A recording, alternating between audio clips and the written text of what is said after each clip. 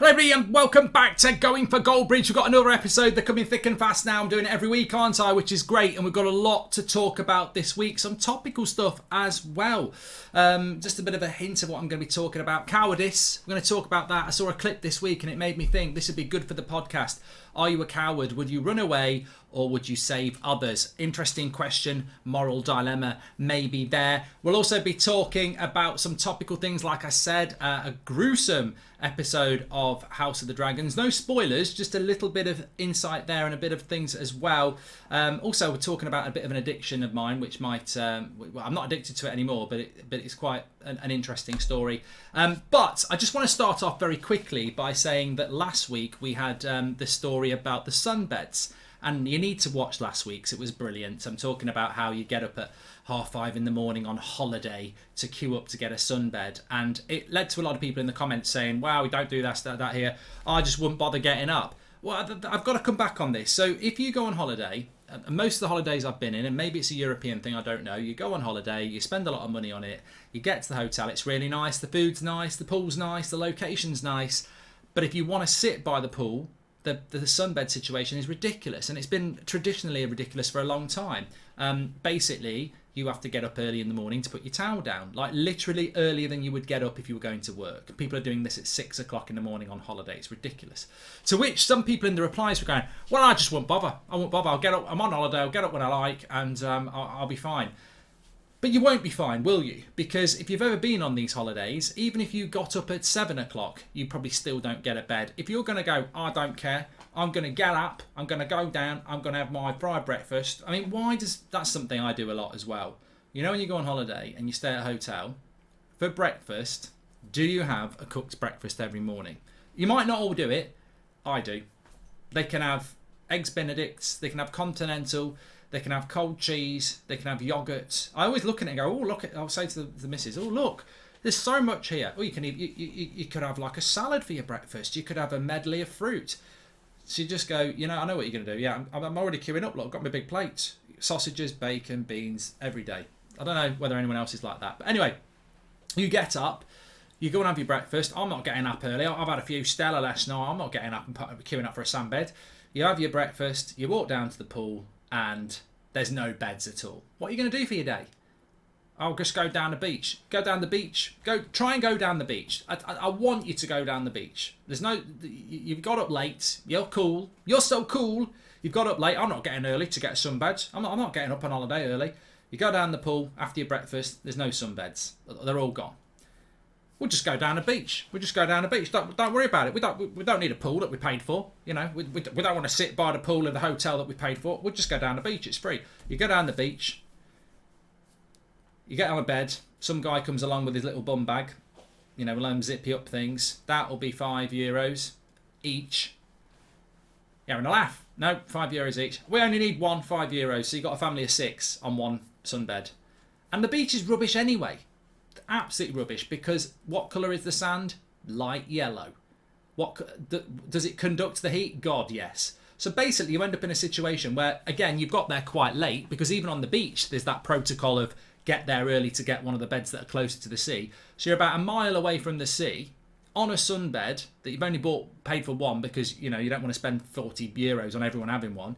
And you're all sat on that, and no one will get off for it. Go play football. No, you'll be able to see the bones on my feet. It will just burn my feet off. You can't do anything because the sun is baking hot, and it's only 9:30 in the morning. So, yeah, they've sort of got you like that, haven't they? You've got to go and get your sunbed. You do it on your first day.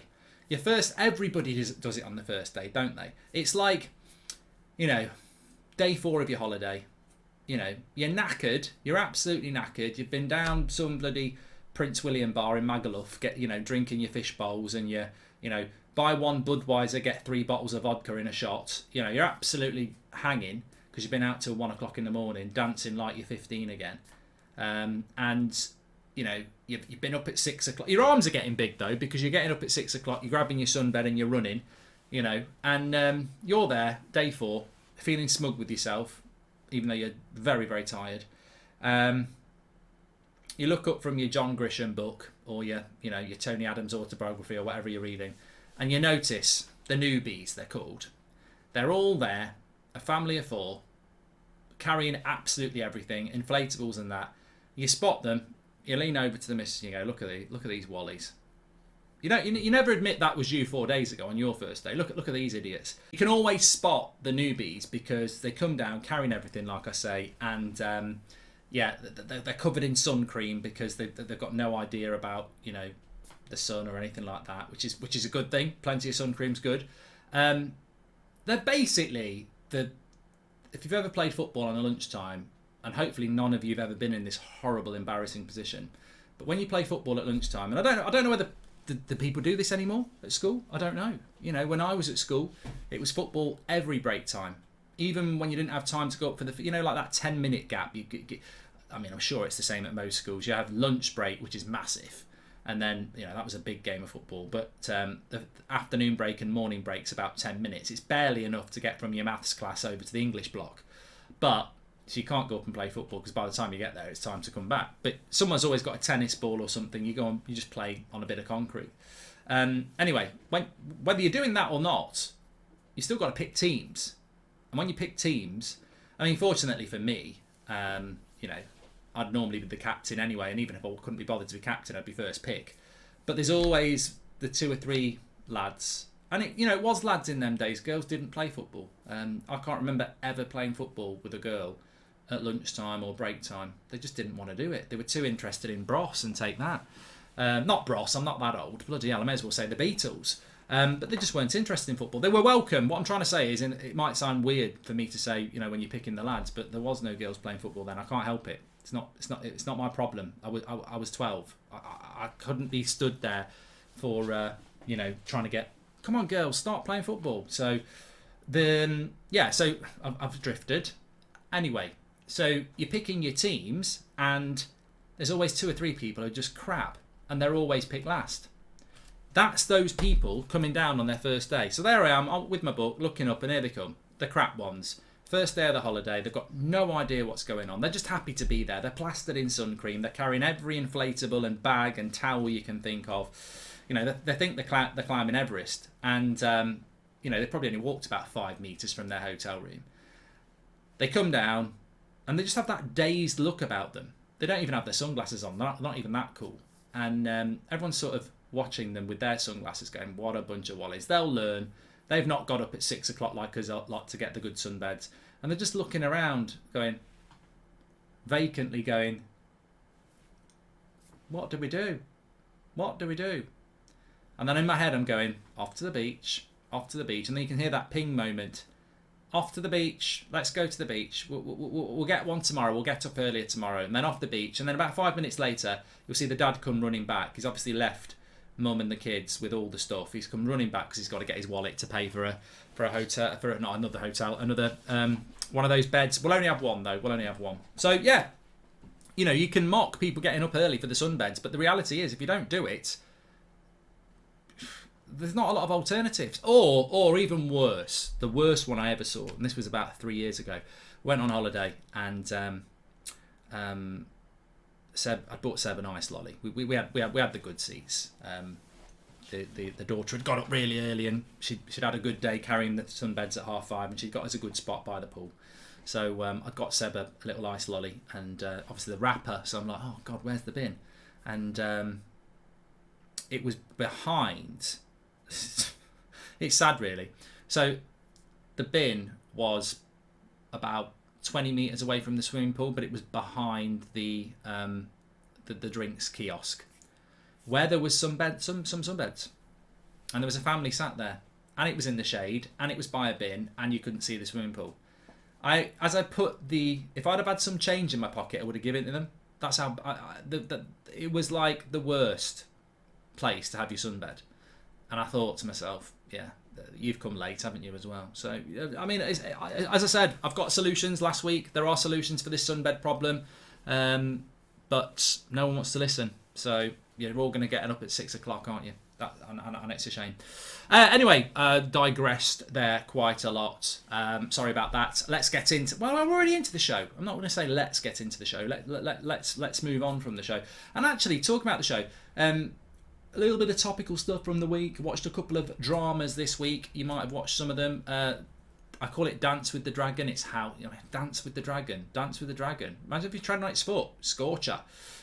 House of the Dragon. New Game of Thrones thing. But also, and I might bring this into as a regular feature every now and again, I watched a drama called Marriage.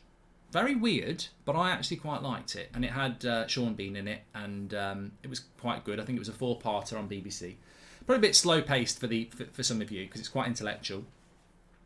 But I enjoyed it, obviously being quite intelligent.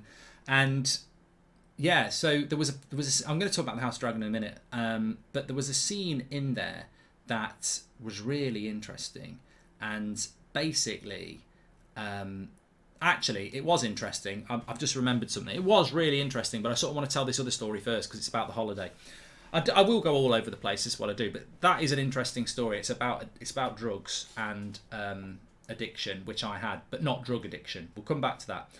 Anyway, so talking about holidays, just want to go back to the holidays because this is where I was meant to go. This is why I don't script things, because you can just wander off with Goldbridge. Okay, so effectively last week it's a bit topical as well. I was on, I'm getting worse and worse at this. It needs to be stopped as well. I'll rant about this in the future. I'm not a big fan of Facebook, Instagram, TikTok, because the clips are just made by idiots, sometimes by me, and they're not educational, and what do they add to your life? But you can be sucked in for 2 or 3 hours. We'd all like that. But effectively, you look at one clip, and it's very clever at, figuring out what you like. So if I go on Facebook, which I rarely do, or Instagram or TikTok, it knows what I like. So it will serve a short clip that I like, and then the next one will be something that I'm interested in. And I mentioned this last week, didn't I, about the wildlife. But this week, I had this clip. I don't know why, but I did like it. So they've got me. And it was basically this family in a chalet. Not a chalet. They were on holiday in like somewhere where it snows. So not Stoke, Switzerland. And they're in this restaurant and they're looking out over this big mountain, having a meal in their bloody snowsuits. And there's other families there and the camera's on them. And there's suddenly an avalanche. And the dad says, they do this all the time. It's a controlled avalanche. And then the mum says, I don't think it is. It's getting really, really big. And then it gets really big. And you can see all the powder, the snow powder coming towards them. It'd be a druggie's paradise. And it's snow. Stop sniffing it. You'll just get a cold. They realise too late what's going to happen. And this avalanche is going to hit the restaurant as it comes down the hill. So the dad just gets up and legs it. And the mum gets caught in the avalanche trying to get the kids out. I thought it was a real bit of footage. It's actually a con. It's from a film. I can't remember the name of the film, but it's a film. I think it's a Danish film or something like that.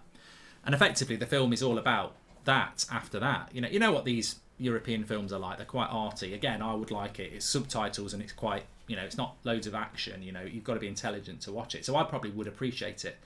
But effectively, the rest of the film is all about that. He makes out that he wasn't being a coward running off and the wife just can't move past it. We've all been there, you leave your dirty pants in the shower room and, it was a mistake and they won't stop, will they? But it's not just women, some men are like that. I can't stand it when I come down in the morning and, the kids have had their breakfast, they've gone to school and they've rinsed their bowl in the sink, but it's full of Weetabix and Rice Krispies. And who's going to come and clean that up then? The Rice Krispie fairy, So look, we can all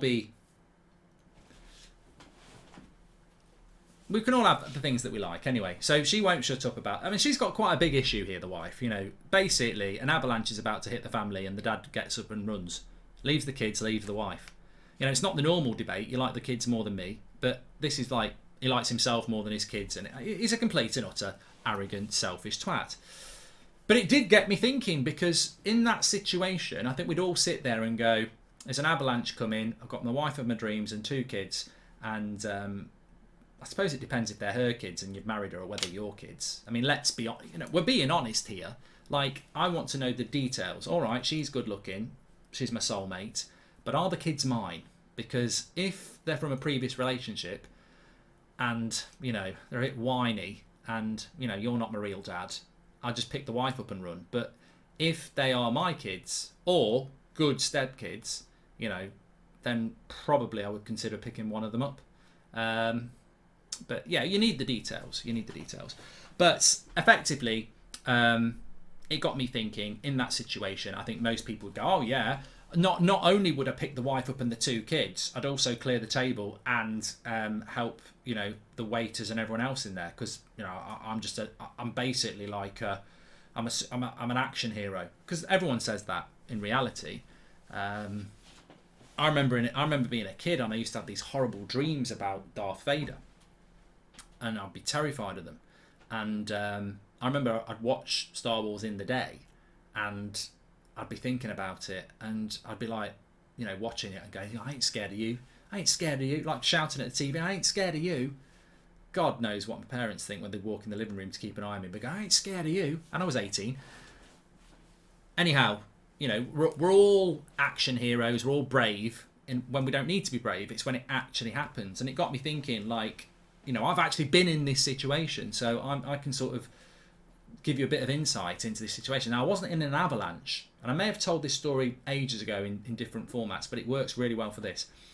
We're in Portugal on holiday, and we booked this villa out. I wasn't rich. This was like probably 10 years ago. You can get, what? Villas and you renting your own car is a lot more affordable than you think. We should go to a sponsor there. Hotel, flight can be a lot more expensive than doing it yourself. Booking your own flights, getting a villa, and getting a car. So we did this in Portugal. We were actually not that well off at the time. Not that I'm really well off now, but like I remember we were going, financially it was quite difficult, and we wanted to go on holiday. So anyway, we've got this little villa in Portugal. And also, if you go to a place that's not really popular, it's even cheaper. So we were, hence the story. So we get this villa in Portugal. It was very nice. It had about 3 bedrooms. It was all on one floor. It had a little pool. And it was great. Nice little break. But it was nowhere near the resort. And, you like a drink. So the closest resort, and it wasn't even a resort, it was just a little town. It had a couple of restaurants, was probably about a mile walk. So, and it was like along a dusty track. So we walked up there, it was fine, and had the dinner, and then we're coming back. First night of the holiday, they can see us coming. And this is probably why we got targeted, actually. It's a bit like those ones by the pool. The dogs saw us coming. Here we go, fresh meat. Literally. Anyway, you know where this is going. So we're walking back from the restaurant back to the villa along this dusty track, and there's this field with trees about 100 metres away. And we didn't have Seb at the time because it was 10 years ago, so I had a couple of toddlers, which we've got rid of them now. No, they were my daughters. So they'd have been about 4 and 2. So walking back again, bought them a lolly, and we're just walking back. And I think I was holding hands with the youngest as we walked along. Nice little family scene. Anyway, we've had a nice dinner, had a couple of beers, and we're heading back for the villa now. And my oldest daughter goes, "Look at all those dogs over there." So I looked over on this tree line about 100 metres away. There's fucking loads of dogs. We're nowhere near a house. Who's let them out? Where's the owner? And then very quickly I realised we're on holiday. This ain't the UK. This ain't Solihull or Birmingham. This is Portugal. Rural Portugal. These dogs are wild. What do you think about when you think about wild cats and dogs in Europe? The R word. Not rabbits. Rabies. Thinking about rabies. Which is, now, look, I'm back with myths again, aren't I? Don't cross on the stairs. I don't know whether this is true, but I was told rabies, if you get bit by one of these dogs, even if they haven't got rabies, you'll die a horrible death. That's the sort of scaremongering that happened in the late 80s and early 90s. If you swallow chewing gum, you'll die. If you swallow a fly, you'll die. If you cut your knee on the concrete and you don't clean it, you'll die. All these things we were told. I don't know whether it happens now, but we were told this. There was no Google to double check it. I mean, basically, I used to have chewing gum, right? Go around my mate's house, he'd be always chewing gum. He'd say, "Do you want some?" I'm like, "I'm not allowed, because if you swallow it, you might die." But I have it all the time. So he'd give me a piece of chewing gum. For the rest of the day, I wouldn't do anything. I'd just sit down and be good. Because, one cough or anything, you swallow it, you're dead. How does chewing gum kill you, by the way? Like, chewing gum's no worse than toffee. Think of the things you put in your mouth and swallow. Not me, but you know, chewing gum. Apparently, this was a myth that went round. So anyway, we're back in that. The dogs are there, and I'm thinking, and the rabies thing, by the way, I got told this. Don't know whether it's true. There is an injection you can have for rabies, but it's a big needle that much that goes in your stomach. Let me know in the comments. So anyway, I'm like, got a 2-year-old, a 4-year-old, and a wife, and these dogs, right? And we're in the middle of nowhere, really. Well, we're not in the middle of nowhere, but we're probably halfway through the journey. It's a good... The nearest house is probably, I don't know, a minute's run away. So these dogs, one of them starts bloody barking, standing up. They've noticed us. Now, there's about 6 of them. Now, looking back in hindsight, there's a little fucker. Like, some of the dogs, I don't know what they are. They're big dogs. I wouldn't say they're as big as an Alsatian, but they can run and they can bite you.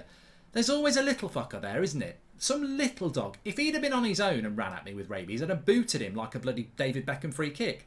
But the bigger dogs are a concern. So they start coming towards us. Now, fair play, they didn't run. They're probably very experienced. They're like, this is too easy. We don't even need to run. It's hot. It's Portugal. They start coming over. And I'm like, the wife noticed it. I noticed it. The kids are oblivious. They've got no idea about swallowing, chewing, coming and dying or rabies or anything like that. So they're just like, oh, dogs. So... turned to the wife, very quickly said, we need to get out of here, and legged it. I never looked back. I just legged it. And got the car, drove, gave it a few minutes to make sure the dogs had... No, I didn't. I turned to the wife, I said, look, we've got to get out of here. And the worst thing we can do is run. You deal with that one, I'll deal with this one. And basically, I told the wife to go in front of me. I said, just walk as quick as you can. And I took the youngest one, grabbed her in one arm, and just sort of led from the back, and we just walked quickly. And they did sort of come towards us, but luckily they didn't attack us because I think they respected me, even though I was wearing chino shorts and a pink salmon. They were as well. I mean, I deserve to get attacked for that. Salmon chino shorts and flip flops with a short sleeve navy blue shirt. They did approach, and they did follow us. But I've watched a lot of wildlife, and the worst thing you can do is run, and the second worst thing you can do is show fear, which would have been very clear in a pair of salmon chinos if any fear was going to show up on those shorts. So, yeah, I led from the back, picked up my daughter up, and just said, let's keep calm. In my head, I don't know what I would have done. My plan was, if they attacked us, not to drop the daughter, because imagine dropping a 2-year-old amongst a pack of dogs. We've all seen wildlife on one. So my plan was just to get bitten to crap around my knees and just boot as much as I could. But it was a dangerous situation, and that guy from that film would have legged it. Imagine that. Nah, not a chance. Anyway, talking about one gruesome avoidance, you know, could have been career-ending leg injuries there for me. I have been bit on a leg by a dog before. Anyway, I've got experience with dogs, and I'm not talking about Saturday night. I have got a scar on my knee. I've told this story definitely, so I'll tell it very, very quickly. When I was about 13, we had a dog, and it had puppies, and we had another dog, and the dog with puppies was in the living room in front of the fire because it was probably autumn, and I was watching the TV, and somebody left the kitchen door open because you have to keep them apart because they get very jealous, because they were both female dogs, bitches. That's the name for a female dog. Anyway, someone let it out. It came in. It tried to attack the puppies. They started fighting, and Goldbridge just jumped in between the two and broke it up. Jumped in between the two and grabbed them by the collars. And it's amazing what strength you get when, you know, that is true. The adrenaline strength you can get. You've heard about people picking up cars and stuff like that. You know, I just jumped in, grabbed the two dogs by their collars, pulled them apart, and then shouted, I need some help in here. I can't hold them off forever. They're literally going, just like holding them like that. Anyway, someone came in and helped. And afterwards, after everyone had like pat me on the back and said, God, you're brave, they went, what's happened to your jeans? And my jeans had been ripped, and I had one dog bite had just gone straight through my jeans and into my knee. So I've got a bit of a mark there. But yes, you can get adrenaline rush when you're in a situation of life and death, and it happened to me there. I've seen people, like, you know, being attacked by 5 people and they're not even that big, and they've just fought their way out of it because that adrenaline, what do they call it? Fight to survive. It's happened to me before. Like the other day, it happened to me. The wife had made homemade burgers, and I really wanted some mayonnaise, and nobody could open the jar, and I was like, I couldn't open it, and I was like, my wife was just like, why don't you just eat it? And I really want mayonnaise. And I just got so angry and so, het up about it. Eventually I just grabbed it and went, and it opened, and I got the mayonnaise. So it's true. It can happen. It definitely can happen. So yes, I was I was literally just looking at Twitter there, some transfer update, which has got nothing to do with this video. So yeah, we'll move on. But back to the TV stuff. So this week we had a couple of videos this week, didn't we, about marriage, called Marriage. Don't watch it unless you're intelligent. It's quite deep thinking, but I enjoyed it. It was very good acting, and yeah. Anyway, in the video, in the series, this woman who's about 45, she's got this boss who thinks he's it, and I think he thinks he can shag her, and they're away on this work do, and she ends up. He's trying to get her back to his room, and he offers her some cocaine. And he's completely misread the room. She's a 45-year-old housewife with kids who's not interested in cocaine. So she has a right go at him and says, I can't believe you're doing cocaine. It's immoral. Think about all the kids that are on the streets dealing because you want your drugs. And not to mention the physical damage it's going to cause you. It's going to rot your septum and your nose and everything like that. And instantly I thought, bloody hell, I have, over the last few years, occasionally, I'd probably say, maybe once a month, I get a nosebleed in the shower. I'll literally be stood there in the shower, see a bit of blood, and I'll go, hold on, I'm a man, that shouldn't be happening. And then I'll realise it's coming from my nose. And I've been to the doctors about it, and they've said that you've got weak blood vessels in your nose. And they actually said, have you done drugs or anything like that? And they said, it doesn't mean you have done drugs, you might just have weak blood vessels in your nose. And I said, no. But when I was in the police, I was quite addicted to Vicks nasal inhalers. And they were like, what are you on about? I said, well, so the little white tubes where, you put it up your nose, you breathe like that, and you just get a big blast of Vicks. And he said, I know what they are. Why would you be addicted to that? I said, I like the smell. And it makes you feel a bit sort of lightheaded for a couple of seconds, but I really do like the smell. Why would you do it? I said, well, why did you have one in the first place? Well, I said, because when I went into the police, somebody told me to get some and keep it in my pocket, because if you ever see a dead body, they stink. And basically, just have a good couple of sniffs of that before you go in, and it'll last a few minutes. Right, okay, that makes sense. The smell is not nice of a dead body, but why do you carry on doing it? I said, well, I just quite like the smell. And then when I was working on nights, I just, sort of like a psychological placebo to make me feel more awake. He said, well, how long were you doing that for? I said, probably 6 months. How many inhalers did you get through? Well, at the end of the day, Boots were getting suspicious, so I had to go and get off a deep. No, I didn't really. There's not a market for Vicks inhalers, nasal inhalers, but he said that probably is the reason that you've got weak blood vessels in your nose. So, if a Vicks nasal inhaler for 6 months can damage your nose, imagine what brick dust and everything else that goes into these drugs can do. I mean, literally, no word of a lie, I've never done anything like that, and I wouldn't tell you if I did, but I haven't. And I definitely wouldn't do it anyway, knowing what I know, because obviously I've worked in an industry that is massively linked to drugs. These white powders you can buy, especially the ones that go up your nose, they're not 100% pure. Everybody knows that. And they use all sorts of shit in it. Sometimes it's washing up powder. I mean, like, the white powder, brick dust. God knows what they use now. This was a few years ago. But, yeah, imagine sniffing up a load of brick dust. I mean, it's literally little tiny particles of stone. Of course it's going to mess your nose up. Anyway, that was quite a good series, and it got me thinking about that. And then I watched this Dance with the Dragons, which is not called Dance with the Dragons, is it? It's called House of the Dragons, which is a prequel to Game of Thrones. Now, I've got to say, people will be going, don't do any spoilers, don't do any spoilers. It was on Monday night. It is now Thursday or Friday or whatever day you're watching it. Do Do you understand people who say no spoilers? What are they fucking doing? I had this the other day. Somebody said to me, have you watched Stranger Things season 4? Yeah. Oh, don't tell me what happens because I haven't watched it yet. It's been out for 2 months. What do you mean? I've been busy. What? Fucking in prison? Even they've got the TV. What? Why are people saying don't do spoilers? Like, what are people doing with their lives that they're not watching these things for ages? I'm sorry, I think there has to be a cut-off for spoilers. I really do. I think if you haven't watched it in the first 48 hours, you're open season for spoilers. I'm sorry. So, no, I'm not going to do any spoilers. But I do find that ridiculous. Like, it's almost an arrogance now. It's like cyclists. You know, they're very arrogant. They don't think they have to stop for traffic lights. They've got the little cycling lanes. If you walk into it, cycle lane.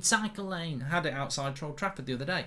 It's an accident. I'm a pedestrian. And actually, the rules of the road for cars now are if you see a pedestrian crossing the road, you have to stop. So, cyclists, it must be the same. If I'm crossing a cycle lane, you need to stop because you're on something that can hurt me more than I can hurt you. So, you know, deal with it. And deal with your spoilers as well. I bet most cyclists are the people who are saying spoilers. I guarantee it. Anyway, nothing wrong with cycling. I quite enjoy it myself, but I'm not like some. I watched it.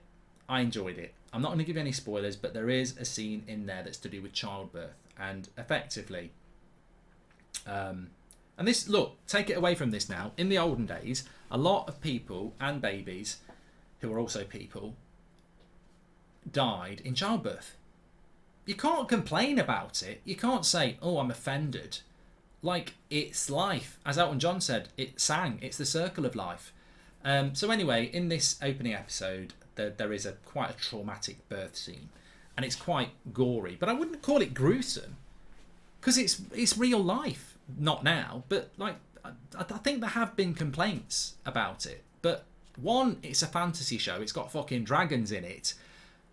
But two, this actually is probably one of the more real things that would have happened in society 100, 200 years ago. It might still happen in certain areas of the world where they don't have access to, you know, medical equipment. So basically, she's having this baby. I think it breached and they had to cut it out. And it was very gruesome. And having witnessed 3 childbirths, I'm not. By the way, I'm not a pervert who goes and watches strangers have kids. I have got 3 kids, so I've watched childbirths 3 times, and you know, some of them can be quite relaxing. You know, you can check your phone and everything, and some of them can be quite traumatic. You have to hold the wife's hand. I'm joking there. They you know, credit to women in general. It's amazing what they do, and that's sincere. That is sincere. But, of course, these days, you can have a traumatic birth and you've got everything. You've got heart monitors, you've got all sorts, you've got, you know, gas and air. The cold, harsh facts are that 200 years ago, if you had a childbirth and things gone wrong, this is why, you know, God bless them, women used to die and kids used to die. So, I found it quite traumatic to watch, but you know where the trauma came from me? I actually was thinking, this is a fantasy show and it's not real. It's got bloody dragons in it. It wasn't a dragon giving birth. I mean, you wouldn't say no. But the reality is, it wasn't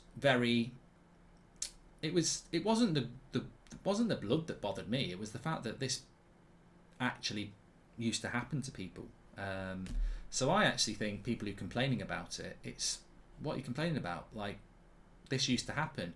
It's not going to happen now, because thankfully you've got all the great medical equipment and that, but these things used to happen. So yeah, and that's not a spoiler, by the way, because I haven't told you what the outcome was, but it was quite. Like I said, I refute the fact that it was gory or gruesome. It was traumatic in the sense that it made me think about this in real life used to happen quite a lot, and what a dangerous but magical thing childbirth is. You know, credit to women for what they do, but also let's not forget the men. If it wasn't for us, it couldn't happen in the first place. But no, yeah, I thought it was interesting how some people reacted to that online, like saying, "Oh, it's too gory and it's too gruesome." Yet, you know, a couple of minutes later, there's someone having their head caved in with an axe, which is gruesome, and gory, but I think the other bit probably wasn't. But then it got me thinking. It was like, I know we live in this world where technology and TikTok swipes and this, that, and Tinder and all that stuff. Not that I know how that works. But if you go back 100, 200 years, people were dying in childbirth, and people were dying of a lot worse as well. Imagine having a heart attack on the streets of London in 1820. Get me a defib! Get me a defib! What's wrong with him? Is he just laughing too much that his chest's hurting? No, he's dead now, because none of you know what CPR are. Do it's like you could almost take me back to an 1800 street in London in 1832. Guy, that's not his name. Can be Guy, but I'm thinking of a man, a guy, in the street with his mates, drinking God knows what. Probably got syphilis, and suddenly his chest pain hits him. He's been eating too much crap, rats and stuff. And his mate's like, what's wrong with you? The joke wasn't even that funny. He's like, it's falling on the floor. He's like, it wasn't that funny. It wasn't that funny. Cue me walking down with my, suit on. This man needs help. And they're like, who are you? Why are you wearing that suit? Do you know CPR? What's CPR? What's CPR? Have you got a defib? No, he's dead. Why don't you do the CPR? There's no point. That's not the point of this advert. But you could save him. You know what CPR is? I know, but you don't. And I'm not from 1832. You are. And why save one when, you just don't get what my point is. And my point, and then I walk away and leave them to sort their dead mate out. And then we find somebody who's just, running along the street. They trip up and they cut their knee. You might die from that. What do you mean? It's just a cut on my knee. These streets are filthy. There's rat piss everywhere. That cut's got rat piss in it. You don't clean that up properly. TCP, bathe it very regularly. That's going to infect. If that infects, that's going to move up your leg. It's going to get into your main arteries. You're going to get septicemia and you're going to die. People might find this advert very harsh and irrelevant because we don't live in 1832, but it's a reminder, if you do live in 1832, and obviously you don't because that happened a long time ago, is that not only childbirth, heart attacks, cuts to your knee, paper cuts, these sort of things were a life ender back in the 1830s. And people need to realise that. Well, they don't have to realise that, but it was a dangerous time. You think about it. The amount of things that we take for granted that would probably kill you back in 1832. A headache. If you haven't got any paracetamol, that headache could get worse. A lot worse. Falling over, like I say. So, look, yeah. I've lost my point, and I don't know where I'm going with it, but it's still a point, and that's what matters. That's what matters.